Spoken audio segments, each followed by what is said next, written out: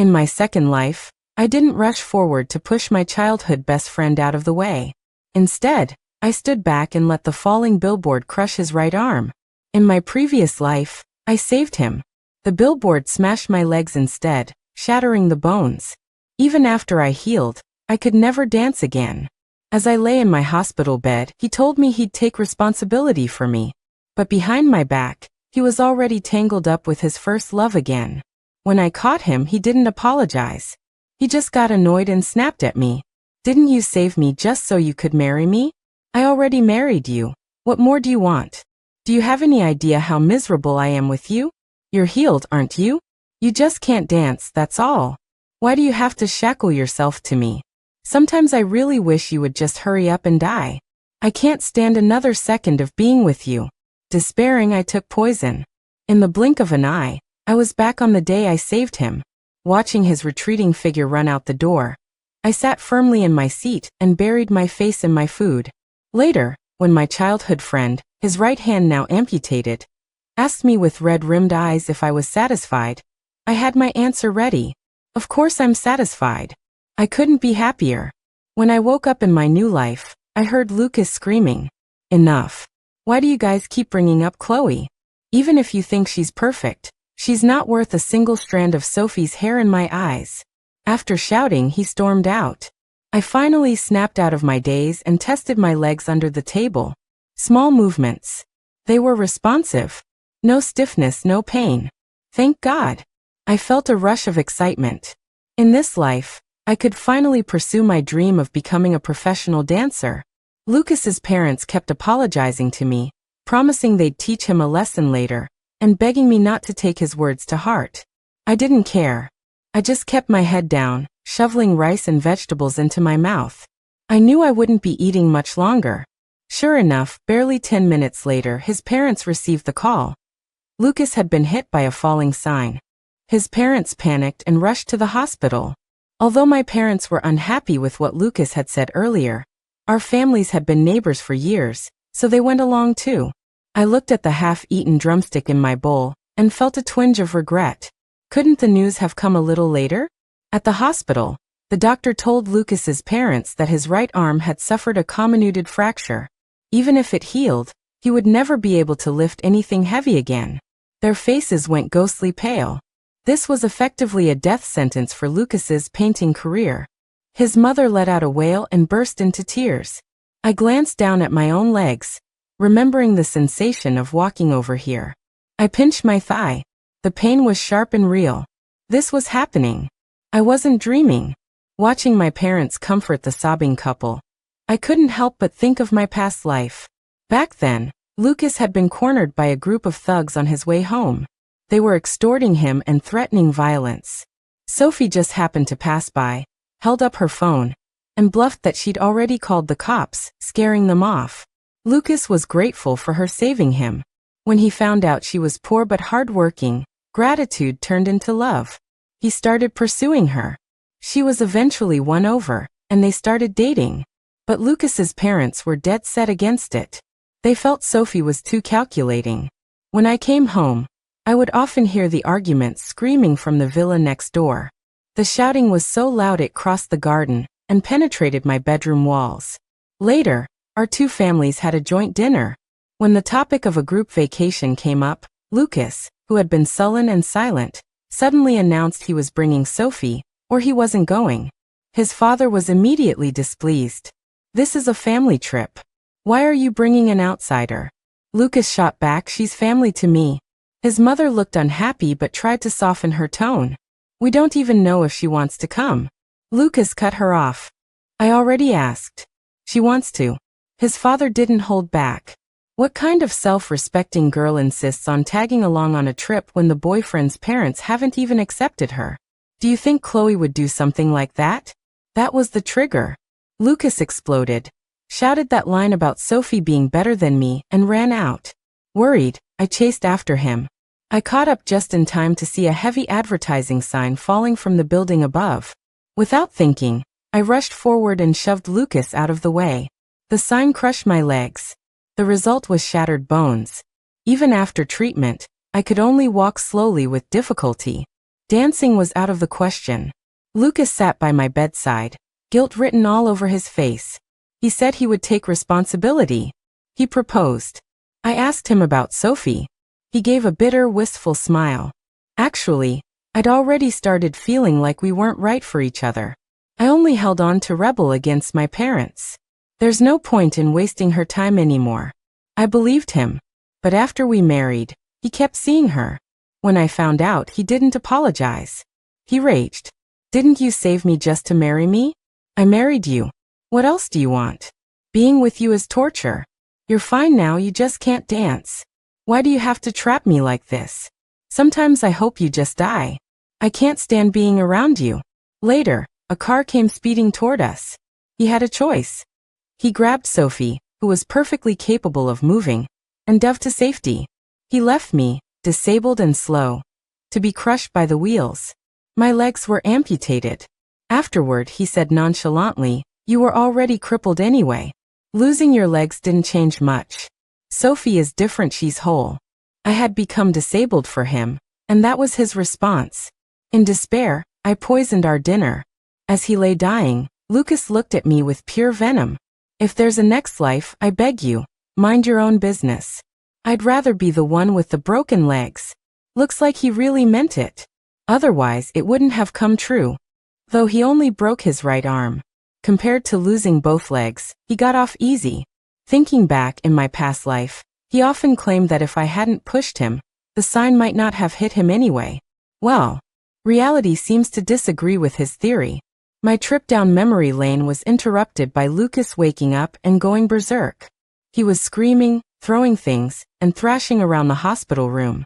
His parents sighed, trying to calm him down. "Lucas, calm down. It's already happened. The most important thing now is to rest and heal. Your mother is right. Besides, painting isn't your only path. Don't fixate on it." Lucas couldn't accept it. He was a rising star in the art world. A master painter had once praised his talent, saying he was destined for greatness. How could he accept that he would never hold a brush again? He stared at his hand, eyes wide, shaking his head frantically. "Impossible. This is impossible. I can't be disabled. Quacks. These doctors are useless. I want to transfer." He tried to get out of bed, but his right arm collapsed under his weight when he leaned on the bed frame. He slid to the floor, landing on the injured arm with another agonizing scream. His parents looked haggard, aging 20 years in a single hour. I felt no sympathy. In my last life, his parents treated me well at first because I saved him. But over time, brainwashed by Lucas's complaints, they began to see my disability as a burden on their precious son. I wasn't blind to their cold stares and sarcastic remarks. That's why I didn't hesitate to take Lucas with me when I died. If they had shown even a shred of humanity, I might have just ended my own life and called it bad luck. Finally, his father snapped. "Mom and Dad are already stressed enough. Can't you grow up?" Lucas froze for a second, then screamed back, "You think I'm a burden, right? Then get out. Go have another kid. I'm useless now anyway, so why bother with me?" His mother just stood there weeping. Eventually, the doctor rushed in and warned him sternly. If he kept acting out, the injury would worsen. An amputation might become the only option. Perhaps holding on to a sliver of hope for his arm, Lucas finally stopped. I felt a sense of irony. Not for Lucas, but for myself. In my last life, the doctor said the same thing to me. I never knew if he was scaring me or telling the truth. But I suffered immensely trying to save my legs. Now it was Lucas's turn to suffer. Enjoy the ride, Lucas. I planned to just watch the drama from a distance and avoid Lucas entirely. But our families were neighbors, and my parents kept nagging me to visit him. I used dance practice as an excuse to stall. By the day of his discharge, I couldn't put it off anymore. I went to the hospital, treating it like a spectator sport. My parents wouldn't believe me if I told them I was reborn. Without the context of the previous life, they'd already forgiven Lucas for his rude comments at dinner, seeing how miserable he was now. In the hospital room, I frowned at the sight of Lucas. His hair was a bird's nest, and his face was greasy. The Liu family wasn't poor, they had hired a caretaker. But the blow to his ego was too massive. He spent his days wallowing in self-pity, refusing to shower or get out of bed. The room reeked. I stood there for 2 seconds before the smell became unbearable. "I'll let you guys pack," I said, retreating to the hallway. Lucas caught my look of disgust. A flash of humiliation crossed his face. His parents packed in silence. Leaning against the wall, a malicious thought struck me. I pretended to ask casually, "Where's that girlfriend of his? Isn't she coming to pick him up?" His mother huffed, slamming a bag down. "Don't even mention today. She hasn't shown up once since he was admitted." His father tugged at her sleeve. "Enough." Lucas, who had been silent, suddenly shouted, "Sophie texted me. She's been busy with work. She'll come see me as soon as she's done." His mother wanted to argue but swallowed her words. As his father helped Lucas downstairs, his mother stopped me, whispering, "Chloe, you and Lucas grew up together.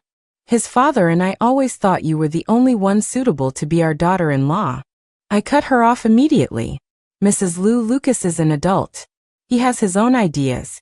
Don't force him." She panicked slightly. "It's not forcing. He's just confused right now. If you just go along with him a bit, say some nice things. Given time, he'll change his mind." Then she added, "I know you've always liked him." I was stunned. How did I miss this delusional logic in my last life? No wonder Lucas was so selfish and cold. The apple didn't fall far from the tree. I wasn't jumping back into that fire. I smiled politely. "Mrs. Liu, you've misunderstood. I've always seen Lucas as a brother. Besides, he's fragile right now. If you upset him, he might do something drastic." She gave up, looking resentful. "Lucas blamed me for breaking him and Sophie up in the last life, didn't he? Fine.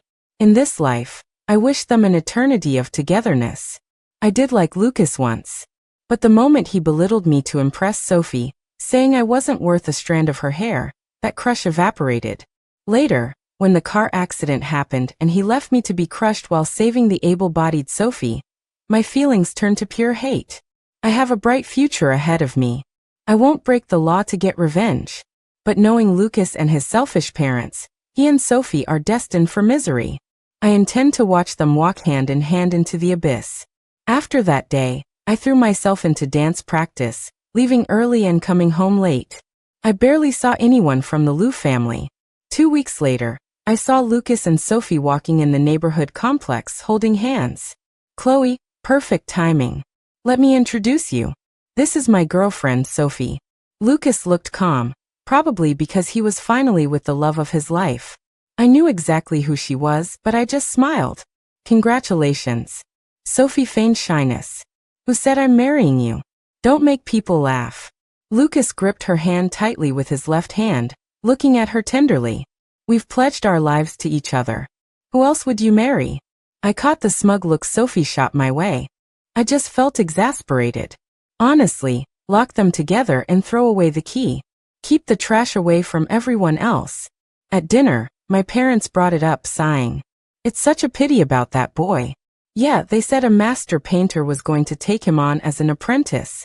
I focused on devouring my mom's pot roast, mumbling with my mouth full. Maybe he's happy. Maybe he doesn't regret a thing. At least, not yet. Whenever we bumped into his parents in the neighborhood, they looked miserable and aged. In contrast, Lucas was radiant. He even greeted me cheerfully whenever he saw me. It was a stark difference from the previous life. Back then, after I caught him cheating, he dropped the mask. He threw tantrums daily, claiming that if I hadn't guilt-tripped him into marriage, he and Sophie would have lived happily ever after. I used to cry in rage. "I never asked to marry you. I asked you about Sophie, and you said you wanted to be responsible." He would look at me coldly. "Wasn't it your family using business connections to pressure my parents into forcing me? I knew you liked me. Do you dare deny it? I bet your injury was staged too. I shouldn't have to carry this burden." It was laughable. I came from a good family, had a great education, and a bright future. Why would I destroy my own body just to marry a mediocre narcissist like him? I shook off the memories, gave Lucas a polite nod, and turned back to my house. If he thinks he and Sophie are a match made in heaven, let him believe it. I certainly wasn't going to tell him how long Sophie had been waiting on that road, or that the thugs who mugged him were actually Sophie's friends. Lucas and Sophie were getting engaged. The Liu family invited us. But I didn't have time to go. I was heading abroad for advanced dance training.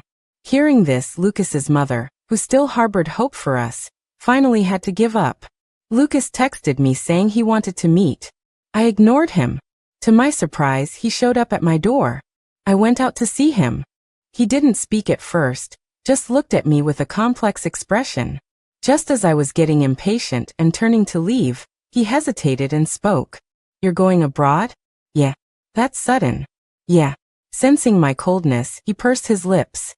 Suddenly he said, "I'm sorry." I was surprised. He paused, then continued, "I didn't mean what I said that day at the table. It wasn't against you. I was just angry at my parents."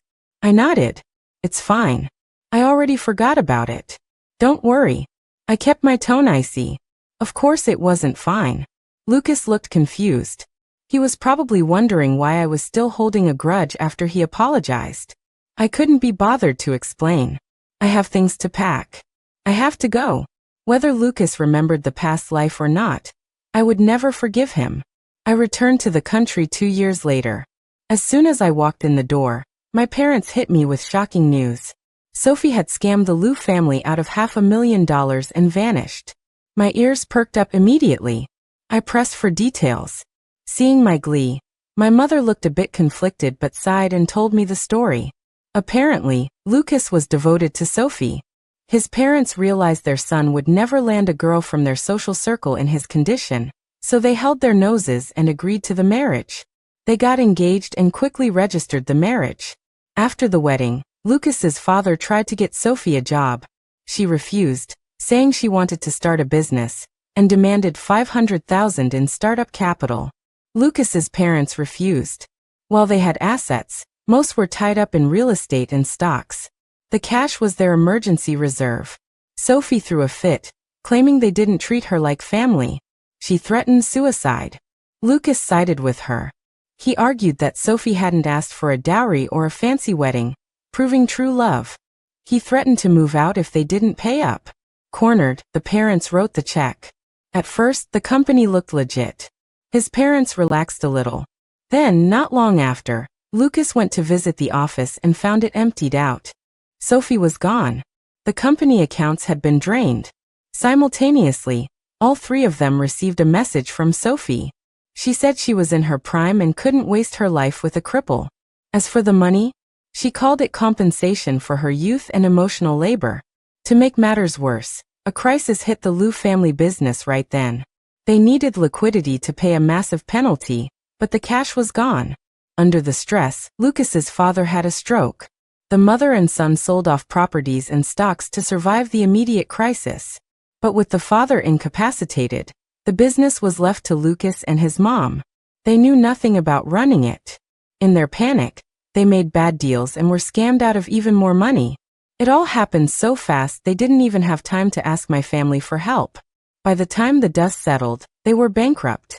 To pay for the father's medical bills, Lucas had to sell the villa next door. They moved out of the neighborhood in shame. No wonder the house next door looked empty when I arrived. I assumed they were on vacation. But my mother's tone was strange. She seemed more indifferent than sympathetic.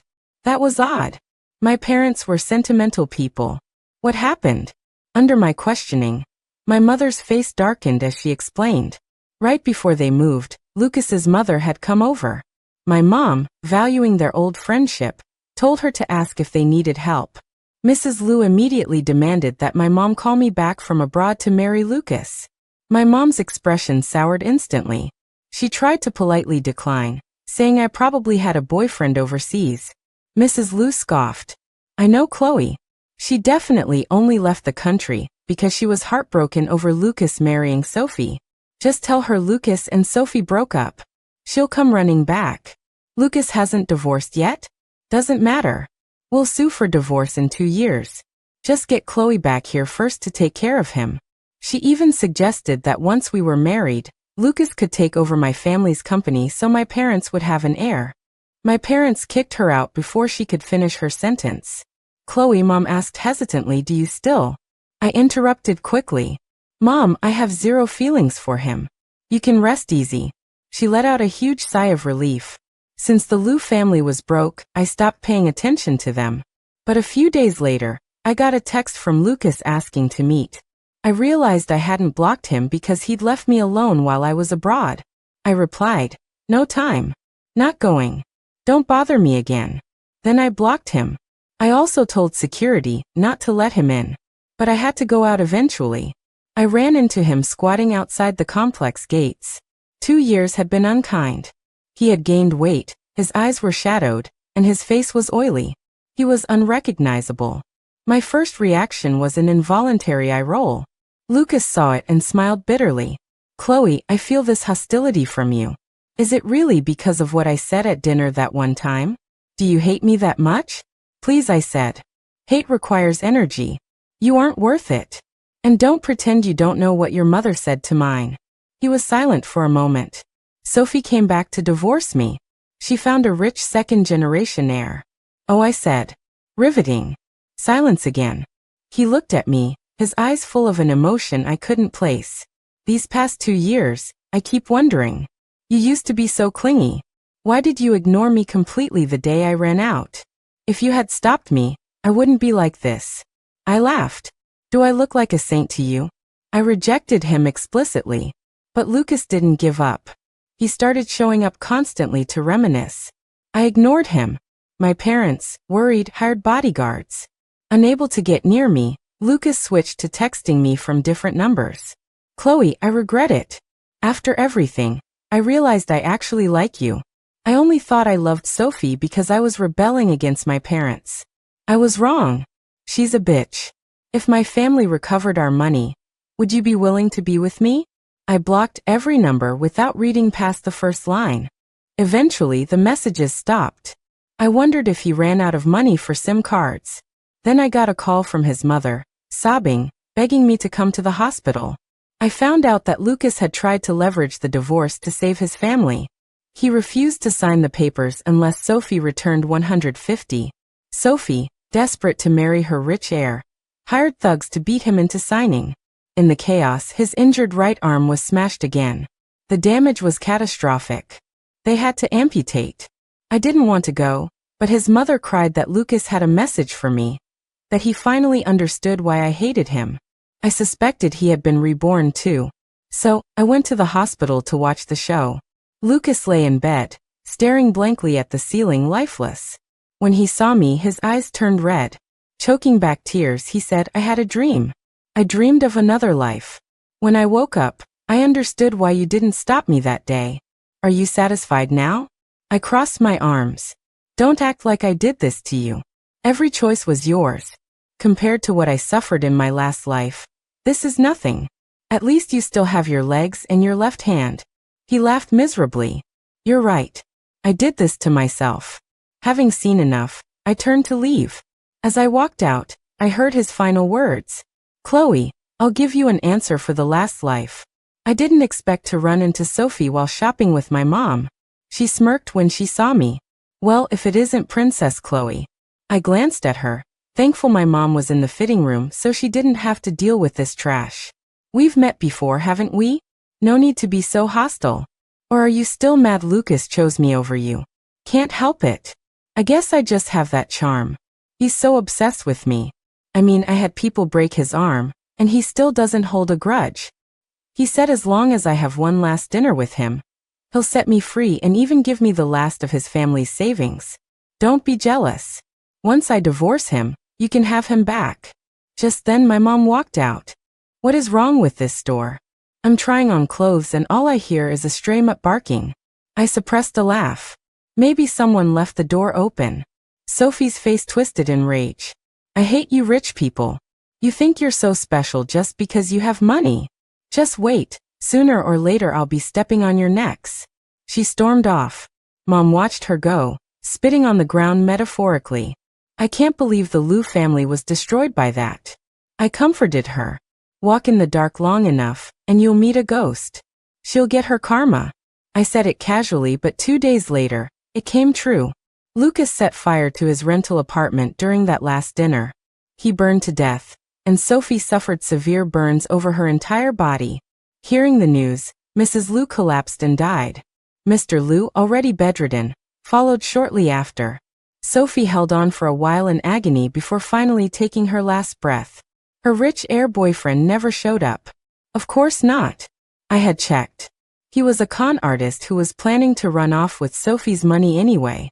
My parents, soft-hearted as always, handled the funeral arrangements for Lucas's parents. The last of the Liu family's money went to compensate the landlord. It wasn't enough, but it was something. I finally understood what Lucas meant by giving me an answer. I checked my phone and found an anonymous message I had missed from the day of the fire. I'm sorry. I hope I can make it up to you in the next life. Please don't. Let's never meet again. Chloe. Dinner's ready. Coming. I deleted the message and ran toward my parents.